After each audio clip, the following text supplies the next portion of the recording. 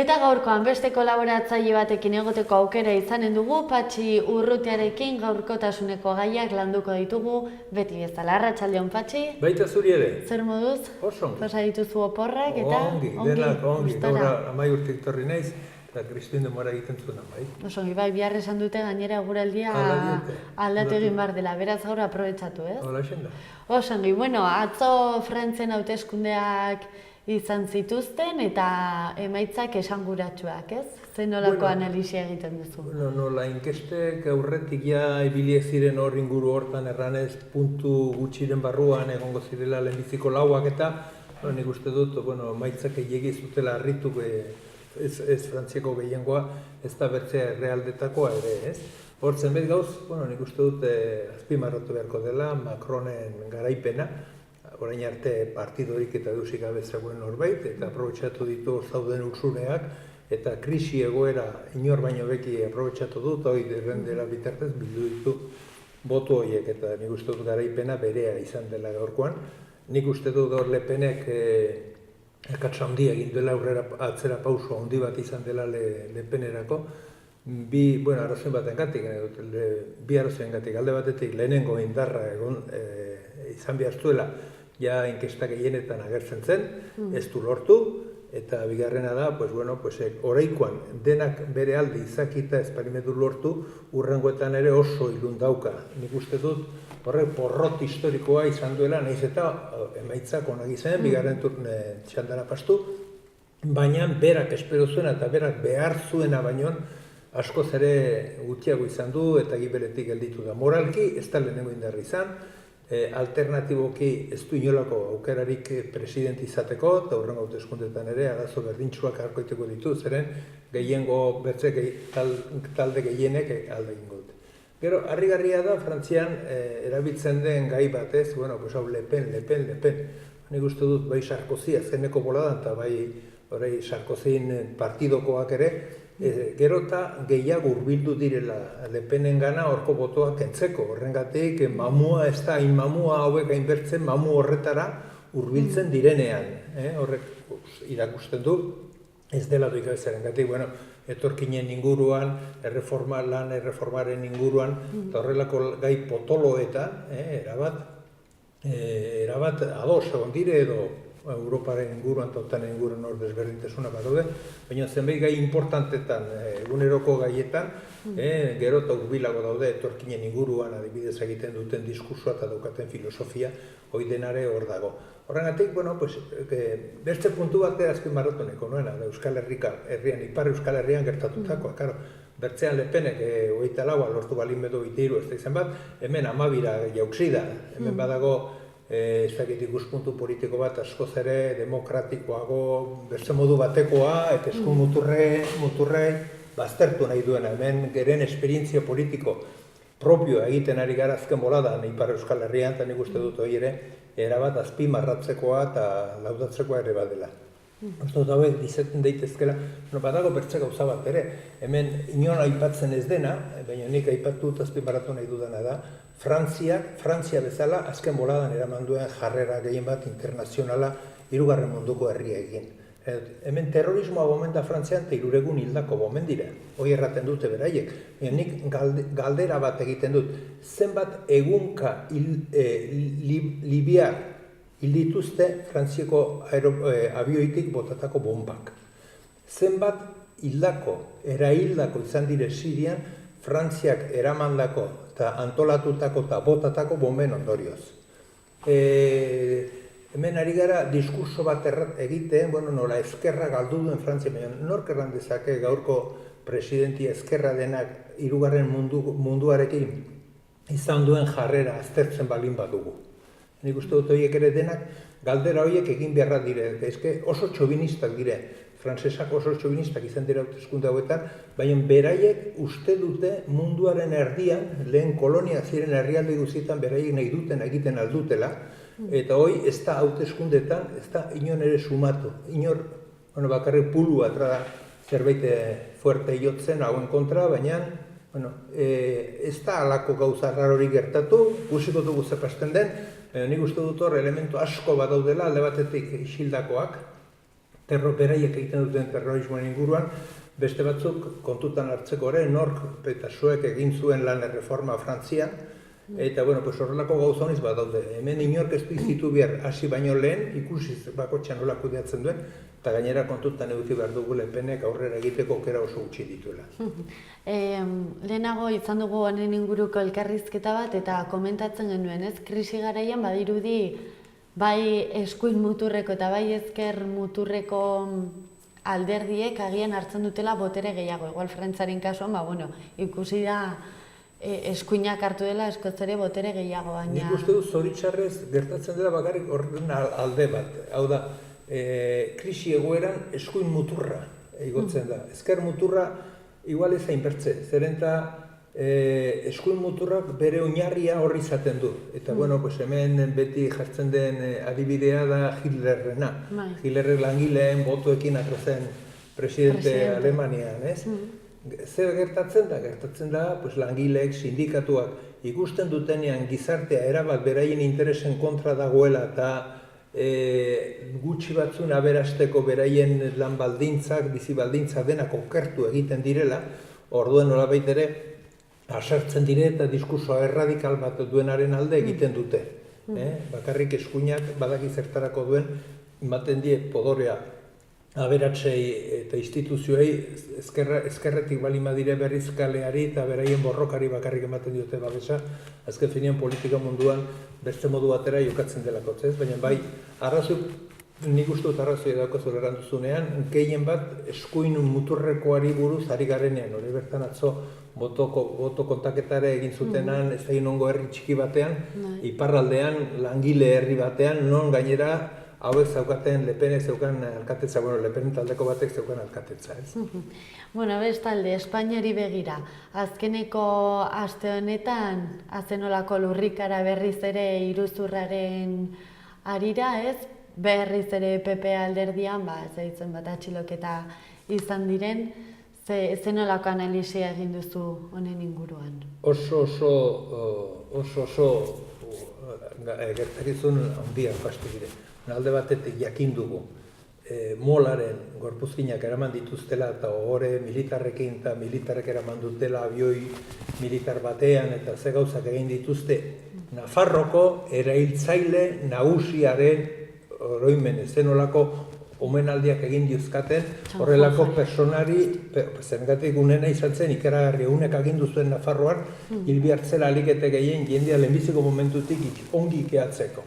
Hau izen bere lema eta hau izen berak agindutakoa. Eta orain nola egin duten hemen isilpien dena ongi egin zen, eta orain horrelako tipo bati, gainera legea gaindituz, lege alde batera, beste bater ikusi dugu Trera Molina, Frankoren ministro izandakoa, berarire Cara al Sol atzok ikusi dugu telebistan Cara al Sole nola ziren kantatzen, tartean bere zuia Gallardón, eta hemen ez da ezer aldatu, hemen frankismo purua hemen badago, orai gordeta dago, baina nor dago, eta hemen gu demokratak erraten dutenean, aztertu behar dugu pixket eta lehenbiziko horria pastu behar dugu eta bigarrenean agertzen da, hauen zikinkerien orain iristen diren, alde batetik ikusteko, eta aztertzeko zen olako lekuan gaude. Gaur, bertzaldetik ere bat zegoen bertze berri bet non, erranduten dirurik etzegoela Gernikaren inguruan ekitaldiren bat egiteko, Gernikako erreketa eta bombardaketaren inguruan zerbait egiteko, dirurik etzegoela, baina bat zegoen dirua militar hauei, estapito hauei, hiltzaile hauei, omenaldiak eta egiteko. Eta gero egin didazun galdera, hau eustelkeria, hau segitu. Mira, oso gogorra, baita Frantziako hauteskundetan ere, zerrengatik Frantziako hauteskundetan baziren bide ustelkeri kasutaz akusatuak. Eta biek eguneko 20 egin dute. Doikabe hautetxea izateko ez da bizitza zuzen bat edo lapurretan aritzeak ez du inolako botorik kentzen. Baina gero hemen gertatutakoa ikaragarri, bai, Madrilko Agirreren bi laguntzaile nagusiak, biak hor dirutzaz gainezka, bai partiduarentzako eta bai beretako. Gertatzen dena dere hemen da, estatu honden, estatu ustela dela, dena dago usteldua, antolaketa osoa dago usteldua, zertaz dago, eta adibide bat bakarrik. Erregeak ez zitzaio epaitu, erregeak egiten aldu nahi duena, ebatzi, hil, eta bietek egina du benera. anaia garbitu zuen tiroz, osea, horiek denak egiten alditu erregea, konstituzioak baimentzen du, zergatik erraten du, que la persona no es inviolable. Eta horren ondotik edozen gauz gerta daiteke.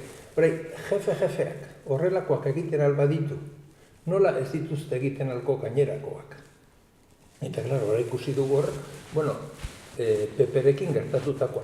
Eta jendeak egunean hartatzen zaion berri horrekin, nolabitere pixket kezkatu egiten da, baina historiari edo gure bizitzari errepaso txiki bat ematen badigu, ez dago bizitzari. Zergatik lehenbiziko kasuak agertzen direnak, inork ez kasuik egiten. Eta gero ja, puztu egiten delaik, ustelkerien kasua, orden norbait azkenean atratzen da eta agertzen da zerbait. Ez, bueno, hemen ikusik nuen soeko asunto horrekin, urralbururen asunto horrekin. Xavier, hemengo foru zuzendariak edo, presidenteak tuterakoa. Berak 2 milioi euro, milion terdi euro edo, ebatzi zituen, gorretu zituen, berak erantzuen partiduaren dako dela, zirela, inork ez zuen gehiago, azalpen gehiagorik eskatu. Kontu zen, bakarrik eraman zuen epaiketetara, baina, bueno, fiskalare errudunaren alde aritu zen, ez? Nik uste dut badagoela hemen filosofi bat non bastea politikan bazaude, legezkoa du. Eta horren kontra ez da ari deus egiten. Bueno, orain momentu batean ja, gauza urrunegi gandire, bai, gainezka egin dute, eta hortan dago, baina nik uste dut orai, bueno, garbiketa zorrotza egin beharko zela, baina horretarako lehenbiziko atxilotu beharko zena gaurko gunean zen presidentea. Nola eran dezake presidentea bera deus etzakiela bere partidurako ez izen bat milioi bildu egin direleik beste modu betera. Berak beste soldata bat zeukanean Bartenasen paperen arabera. Ustelkeria denean sartua dago, baina badirudi hemen bakar-bakarri, bueno, epaiketa batzuen ondorioz edo zenbait persona zenbaitzuen bizitza bakarrik ikertzen ari direla, ez? Badituzte inbertze gaietan eta ez dituzte ez da begiratura egiten, ez? Baina edo bertze bakarren bat erortzen da. Bueno, harrigarria da, oso fuertea da Estatu Espainiarrian gertatzen ari dena, eta gehiena da, hemendik aurrera ere horrelako zerbait gertatuko dela, ez dutelako zoi bere maneran mozten eta garbitzen, ez? Bueno, eta Agirrerena da kasu handiena, ez? Bere bigarren eta hirugarren diruz gainezka, beren sakelak bete dituzte partidurako dirua bildu dute, eta beraien jefea, beraiekin egunero zegoela, ez zuen ileik ere, baina nola egon daiteko lako persona tonta horrelako ardura postu batean, beraz deus ez bazakien hori ez du inor sinesten, bakarrik, bueno, pues hoi landu dute, horrela zituzten gero laudatzaileak eta adoratzaileak beraien inguruan, horrelako gauzek eginta utzi egiten zitelakotz, eta, bueno, pues azkenean orai agertu da, estanda egindu, edo gainditu egindu horko oraiko azkeneko informazioak egoera gainditu dute, eta hortan gaude, baina lotxagarria, eta nik uste dut, ez da nafartar batek ere zuela inoiz boto bat gehiago eman behar peperi, horrelako talde ustel bati, ikusiko dugu bertzen momentu batean ere UPN-enak noraino ikertzen ditugun eta noraino sartzen ditugun, baina ja dagoeneko nik uste dut honekin nahiko dago. Zergatik guk jartzen bali medugu, azaria, gallinero oilategiaren zain, gure oiloak desagertuko dire zalantzari gabe. Bueno, eta iruzur kontuak alde batera utzi, eta atzo San Jordi eguna ospatu zuten Katalunian, baina horretaz gain ere aipatu dute erreferenduma eginen dutela. Nik uste dut atzo egun borobila izan zutela Katalunian alde batetik San Jordiren eguna, liburuaren feria, herenegu agerpen potente bat egin zuten erranez hemen egingo zela referenduma, hoi alde batetik beraien borondate argi utzi dute, beste aldetik ere argi dago estatuaren egoera hau Madrilko ustelkeriak eta estatuen ahultasunak ere lagundu egiten duela azken finean beraiek hor neurri bortitzak hartu behar bat dituzte lehenago beharko zituzten etxean hainbertze garbiketa egin, sinesmen pixar bat bedere eukin nahiko balute. Alde horretatik nik uste dut egoera beraien aldere badagoela objetiboki. Beste aldetik, tamalgarria eta lotxagarria dena da horrelako goera batean, non Madrile mehatxuka ari dan Kataluniaren kontra PNV-ren jarrera. PNV gaurko gunean solidario egon beharko zen Katalanarrekin eta erabakitzeko eskubidearen aldarrikapenarekin, eta ez lagundu, preziski, horren kontra ari direnak eta gaurko egunean ahultasun egoera batean daudenak. Hau, etsaia, nire norbaitek bere etsaia ezin du babestu deus ezengatik, ere dut. Bere etsaia eta abertzalen etsaia da PP gaurko egunean, Kataluniakin erakusten den bezala, eta PNVk ezin du babestu Madrid, Kataluniaren kontra, beraiek bezala uste dutenen kontra, beraien lagunak orain arte izandakoen kontra. Eta bertxaldetik ere gozatzeko bertze gauza bat ere badute katalanak, atzo Madrili 3-2 irabaziziola eta gainera gola 32. minutuan Mesik sartuta gero. Osongi, bueno, bestalde, aste hauetan baita ere, presoen inguruko auzia izan da, Oier Gomez gaixo dagoen, larriki gaixo dagoen presoaren inguruko auzionen inguruan zer uste duzu? Begira, estatuak dauka hor, ez da nola, lasto pila bat, golpeak eta babesteko, eta lasto pila bezala erabiltzen du, babes bezala erabiltzen du presoen gaia. Presoen gaia dauka hor, edozein momentuten, edozein gertakizun, edozein arazo dituela, presoen gana bota denak, eta iesta, orain arte, hoxe da egin duena, ez? Zer gertatzen da, gaurko egunean horrek ez du ez buru belarrik, mundu guztiko egunkariak erranduten Madrilko gobernu astakerietan ari dela, gaurko horrelako aukerak, bakearen aldeko edo borrokare armatuaren egoera aldatzeko dituen aukera guztiak ez dituelako aprobetxatzen ez da bat ere, ez? Alde horretatik, eta gero, zer ari da gaurko egunean? Pues daukan tresna bakarra hemen nolabait ere gauzak nahasteko eta bazterrak usteltzeko, da presoek erabiltzea, ez? Eta mundu guziko zentzu, lehenengo zentzuaren kontra, mundu guziaren lehenengo zentzuaren kontra, ari dire gaurko egunean presoak ere erabiltzen. Gaurdeko egunean ezin da mantendu Oier bezalako preso bat kartzelean, beraien nahi dutelakotz, mendeku bezala ari dire erabiltzen. Mendeku bezala eta hori ezinezkoa da, 6 hilabeteko bizi itxaropena daukan persona bat horrelako egoera batean mantentzea, behar da izan bihotzerik gabekoa, behar da izan aspoa, behar da izan hitz potolo gehiago erabiltzen aldire unen inguruan eta gainera horrela segitzeko asmoa daukate. Kontutan edukitzen bari metugu gainera ikusteko hemen dagoen gezurra, eske dena da gezurra estatu honetan, bizazu, kontutan hartzen bari metugu Galindo eta berarekin gobernadore zibili izan dako Gipuzkoarra eta bertze guardia zibilek Dorado, Villalobos, eta hori dena nola atraziren kartzeletik erranez ez da zer tripeko mine bazutela eta geroztik ez ditugu inongo ospitaletan ikusi ez dugu hainbertze urte kanpoan eta horietek inor ez da hil. Ze demonioari dire, ze nolako estatu duina daukagu, nolakon gaitezkeugu Espainian, Espainiarrak euskaldunei modu honetan tratatzen balima gaitu ez.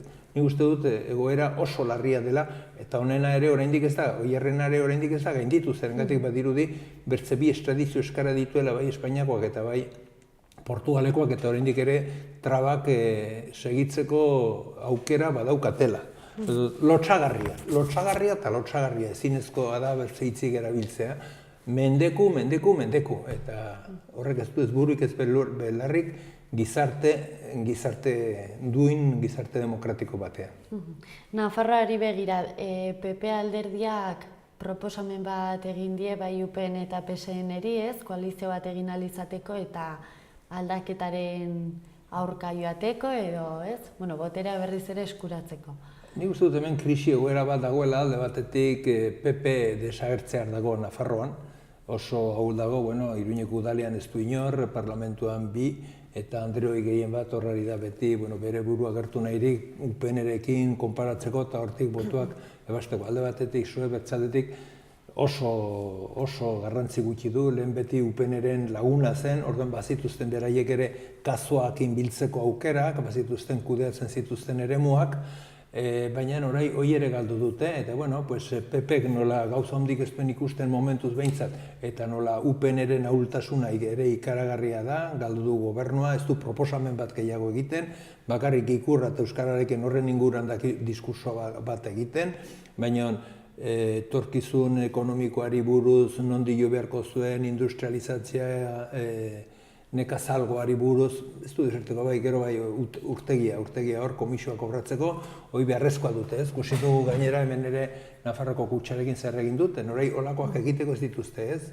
Eta horren denin inguruan edute zerbait bilatu eta unek egin du proposamen bat, albiento erten den moduan bota du hor, baina nik uste dut horrek ez duela ez burik ez belarrik ez da inongo etorkizunik ere, beraik nahiko lukete horrelako egoera bat aurkitzea, baina ez elkarrekin eginda patueten ondorioz, baizik eta praktikak hortara eramango balitu, orduen bai egongo zirela oso pozik, zerengatik izango zuten pastela denen artean banatzeko.